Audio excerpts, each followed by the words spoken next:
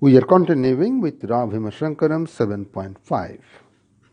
For the discussion that follows, we need to understand a term called a flat. The concept of a flat is closely related with the concept of a subspace. Suppose we have a subspace in R3, which we can visualize in this example as a plane passing through the origin.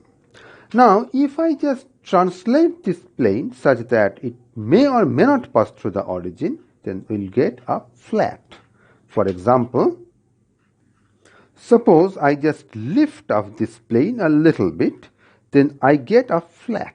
Now, this obviously is a flat thing. However, it ceases to be a subspace because in particular 0, the origin, is no more on this plane. So, if I take two vectors here, 2 points here, and I add them up, I might go out of the flat.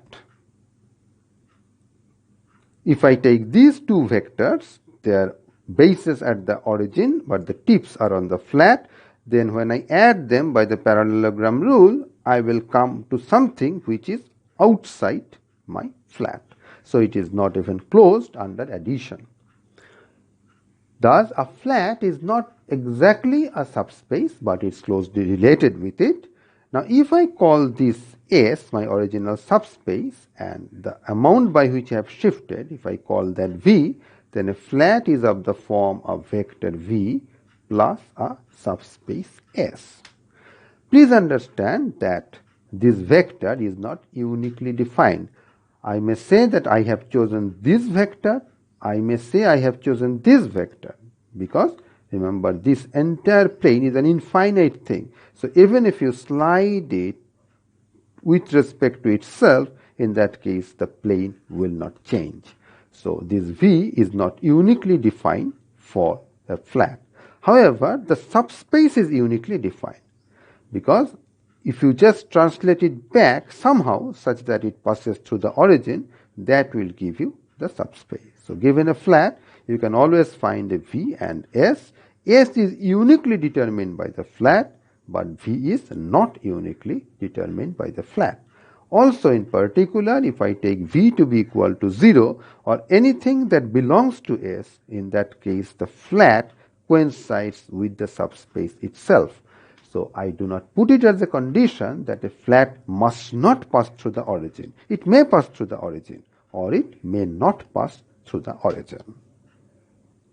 Theorem 7.5.9, it has to do with orthogonal projection onto a flat.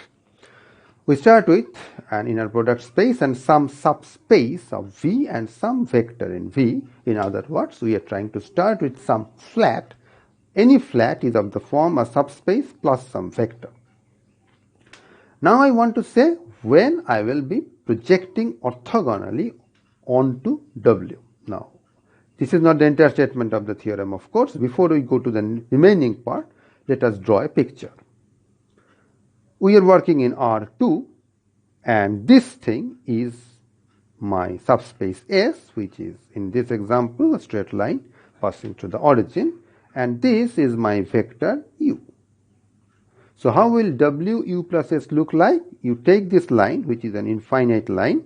Now you add with every vector here, the vector U, basically you move it parallelly to itself, such that the origin goes to this point goes to this, and in this way you will end up with this line. That's a flat. That is our W. Now what we are going to say is, suppose someone gives me a vector X.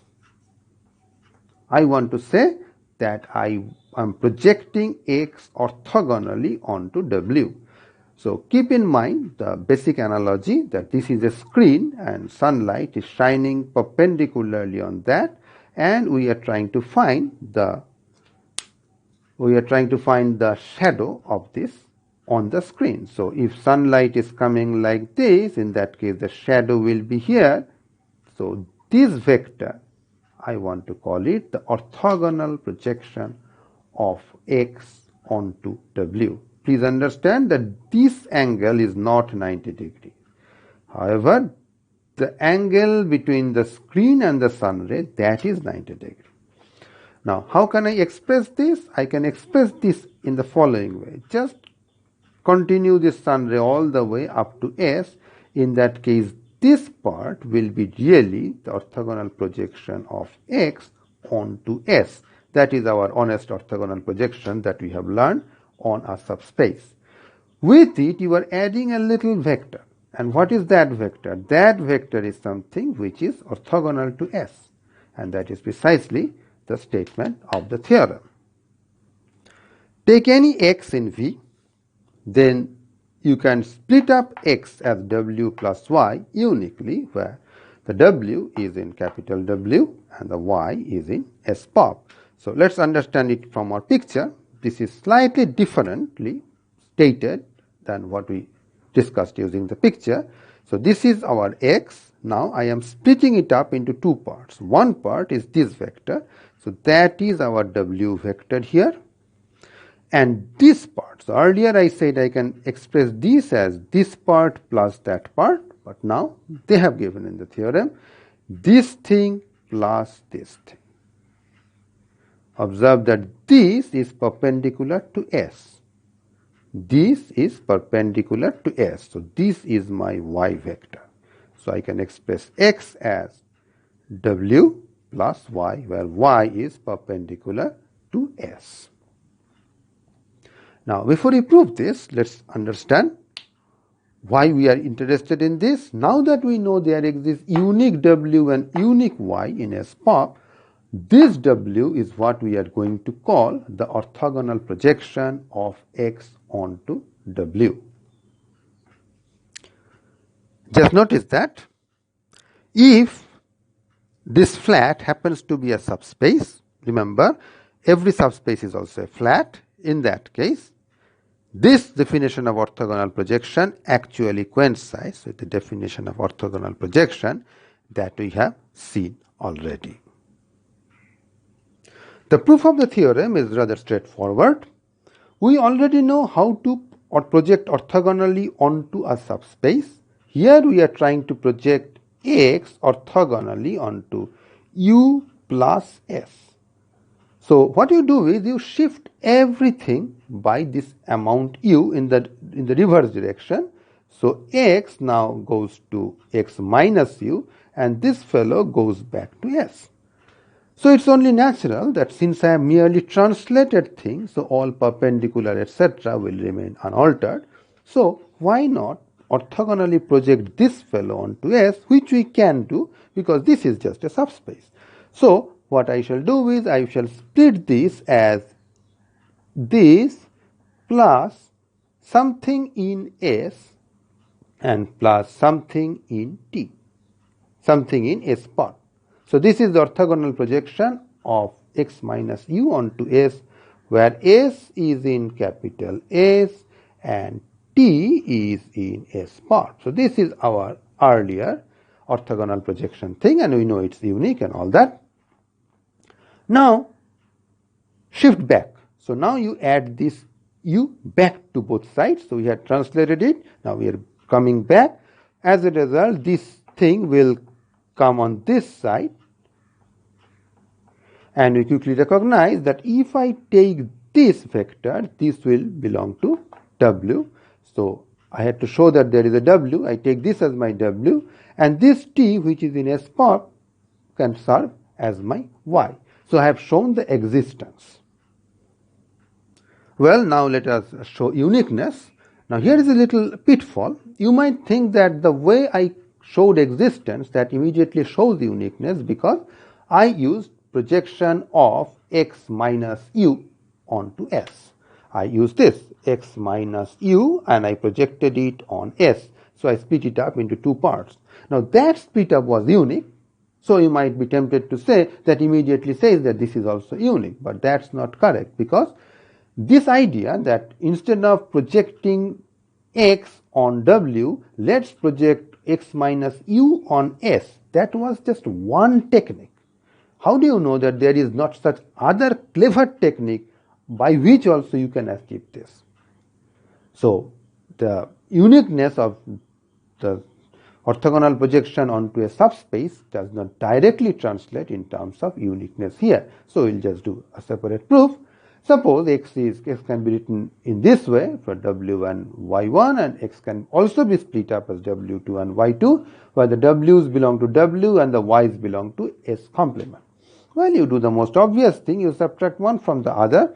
As a result, you will get the 0 vector, and that is w1 minus w2.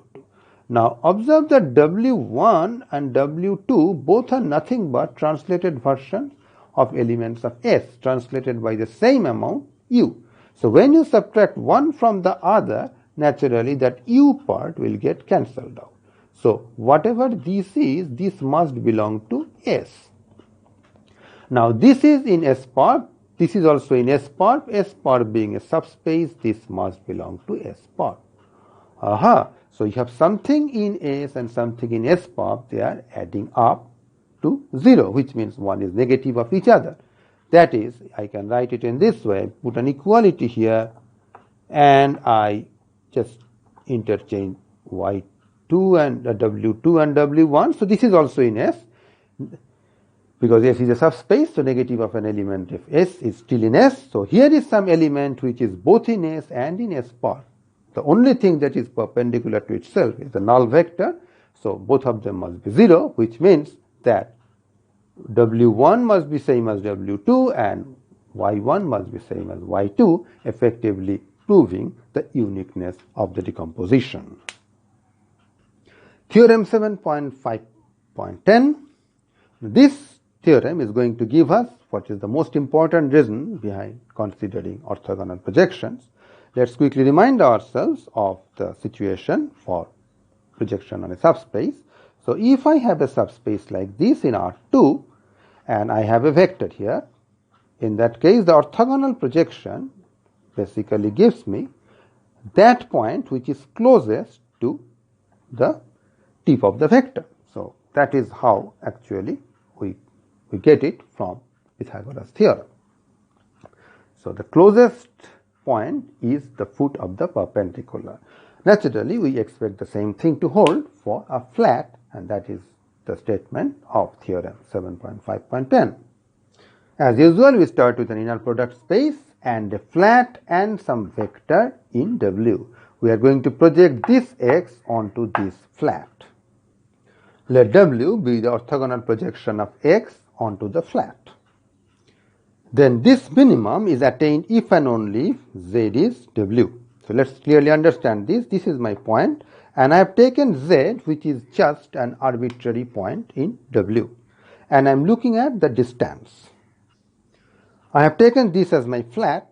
Just to understand that this is a flat, I am working in R2. I have taken this as my origin, and this is the underlying subspace. So I have shifted it to get this flat. And here is my vector x, just anything. Now I am taking any vector here, say I call it z. I take any vector here, z. And I am trying to find out the distance between them. When is this distance the minimum? You can just understand pictorially that the distance will be minimum when you are here, and that is precisely what we have called W, the orthogonal projection of x onto W. So it says that this minimum is attained at z equal to W, and not only that, if you take any other point, then the minimum is not attained. So remember, minimum may be attained at multiple points. Here I am saying that is not the case. Here it is attained if and only if you are at this point. Now how do you prove it? In fact, the very picture gives you the idea of how to prove it. Remember, whenever you are doing this, you have to use Pythagoras theorem in some form or other. So I take any other contending z, and I want to show that this z cannot give me the minimum. So, well, I am comparing this distance then, x minus z, with this distance, which is supposed to be the best. And you can immediately see that I have a right angle triangle, so we naturally expect that this distance squared plus this distance squared will be this distance squared. And once we have this, we immediately see that whatever this fellow is, this cannot be negative, so this must be greater than equal to that, and they will be equal if and only if this is 0. Now, if this norm square is 0, this means the vector must be 0, which means W must be equal to Z. So, if I can somehow justify this thing, which I can easily see from the picture, then I am done. Now, what do I have to show for that? I have to show that this and this are mutually orthogonal. Once I show this, I immediately can claim that my Pythagoras theorem will work. But isn't this just obvious?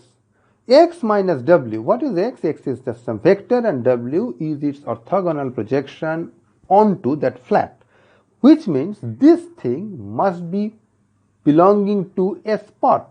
That was precisely our definition of orthogonal projection onto a flat. So, this S is our underlying subspace. So, this must be orthogonal to that, namely this vector is perpendicular to S. Just remember, I am using the definition of orthogonal projection onto a flat. What is this? W and Z are both lying on W. So, these are shifted versions of vector in S. So, it must be some U plus something in S minus the same U plus something in S. And when you subtract one from the other, this thing you can see lies parallel to S because that shifting gets cancelled. So, this fellow must lie in S. So, if something is in S perp and something is in S, they must be orthogonal, and that completes the proof. Now, you might be wondering why we care about this particular theorem, and in fact, in many books on linear algebra, you will not even find this particular theorem. The reason this book discusses it is that it has a use, I think only one use, which is to do test of hypothesis in linear statistical models. Now, if you know those test of hypothesis and things like that, you will possibly know that there is something called an Anova table. These tables typically look like this. So, if you do not know about Anova tables and linear statistical models, then you can ignore this little discussion. But anyway, these tables are like this, where you are trying to assess effect of using different crops and fertilizers on agricultural yields. So, you have got different plots, agricultural plots, where you have sown different types of crops and use different types of fertilizers, and then you have measured the yield. And you want to know whether crops vary much in terms of their yield. Like you have used one variety of rice and a different variety of rice, you want to know whether their yields are significantly different from each other, or if this fertilizer is good, that fertilizer is bad, you want to do such studies. Then after some number crunching, you end up with certain numbers which measures the effectiveness of crop, or this number measures the effectiveness of fertilizers. These are all random quantities because they are measured in terms of random data. Now, in order to carry out test of hypothesis, we use the fact that this follows some F distribution. And this also follows some F distribution, and we use these F distributions to carry out the test. Now, why would these things follow F distributions? In order to prove that linear algebraically, you need that theorem, that orthogonal projection onto flats. But anyway, if you are just trying to learn linear models, linear algebra, then simply ignore this discussion, as well as you might safely ignore orthogonal projection onto flats.